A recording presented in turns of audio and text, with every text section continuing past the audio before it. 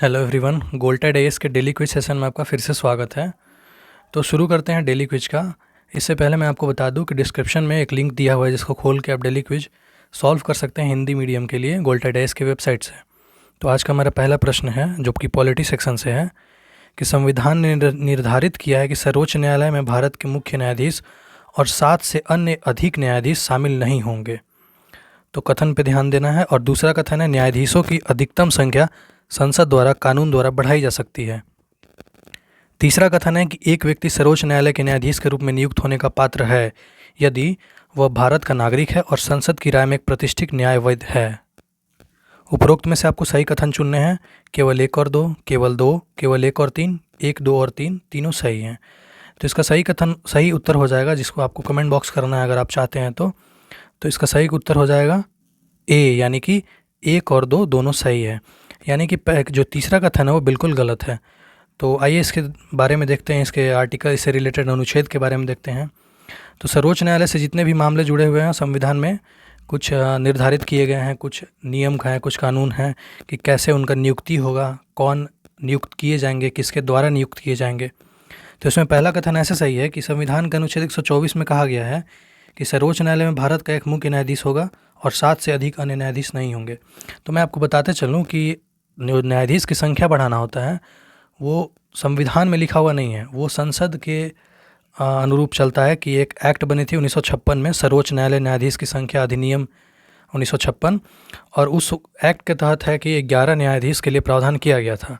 फिर बाद में 60 में यह संख्या बढ़ा के 13 कर दी गई, वहीं 77 में 17 कर दी गई, 86 में 25 और 2009 में 30। हाल ही में 9 न्यायाधीशों की नियुक्ति के साथ हमारे पास जो है अभी 33 न्यायाधीश हैं।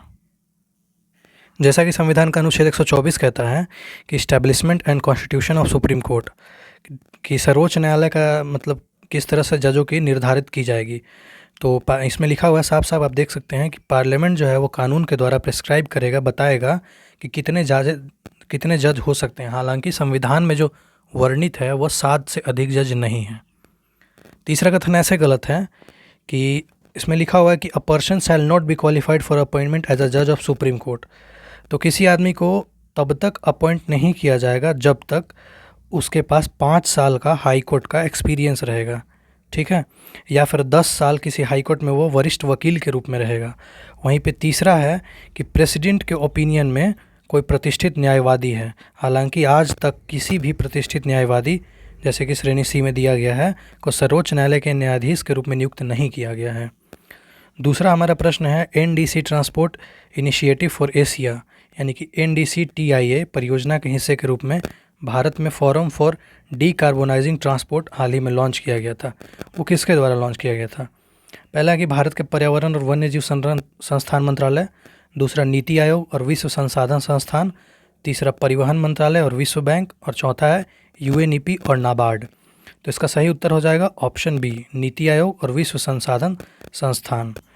क्योंकि आप देख सकते हैं कि नीति आयोग और विश्व संसाधन संस्थान जो है यानी कि WRI, भारत ने संयुक्त रूप से 23 अगस्त को इस परियोजना में हिस्सा लिया है और जिसमें भारत में डीकार्बोनाइजिंग ट्रांसपोर्ट के लिए फोरम लॉन्च किया है। अब इस परियोजना का उद्देश्य जो है एशिया में GHG उत्सर्जन, यानी कि ग्रीन हाउस गैस उत्सर्जन, जो कि परिवहन क्षेत्र में है, जितने भी गाड़ियों से GHG गैस निकलते हैं, ट्रांसपोर्ट व्हीकल से निकलते हैं, तो उसमें टारगेट ये करा गया है कि उसको 2 डिग्री से नीचे जो है तापमान को लाना है, ताकि भीड़ भाड़ वाली समस्या ना हो, वायु प्रदूषण जैसी गंभीर समस्या ना हो, जिसके चलते बहुत से लोगों को बीमारियों से जूझना पड़ता है, उससे थोड़ा सा निजात पाएँ। तीसरा हमारा जो प्रश्न है वो हमने ज्योग्राफी से लिया है, मैपिंग से लिया है। हम हमेशा एक मैप का क्वेश्चन इसलिए डालते हैं ताकि आपके एग्ज़ाम में ऐसे प्रश्न पूछे जाते हैं। निम्नलिखित कथनों पर विचार करें। पहला है कि ताशकंद, बिश्केक, अस्ताना, अशगाबत, उपरोक्त स्थानों को उत्तर से दक्षिण की ओर व्यवस्थित करना है। 1-4-3-2, 3-1-2-4, 3-2-1-4, 3-4-1-2। तो इस प्रश्न को करने के लिए आपको मैप ध्यान में रखना होगा। तो इसका सही उत्तर हो जाएगा ऑप्शन सी, 3-2-1-4, यानी कि पहले अस्ताना, फिर बिश्केक, फिर ताशकंद, फिर अशगाबत। तो आप मैप में यहाँ पे देख सकते हैं कि इस जगह पे यानी कि कजाकिस्तान में, ठीक है, कजाकिस्तान में आपका अस्ताना हो गया, किर्गिस्तान की कैपिटल बिश्केक हो गई, वहीं पे आपका यहाँ पे ताशकंद हो गया, फिर यहाँ पे असगाबत हो गया। तो आप इस प्रश्न को आसानी से कर सकते हैं अगर आपका मैप क्लियर रहेगा तो।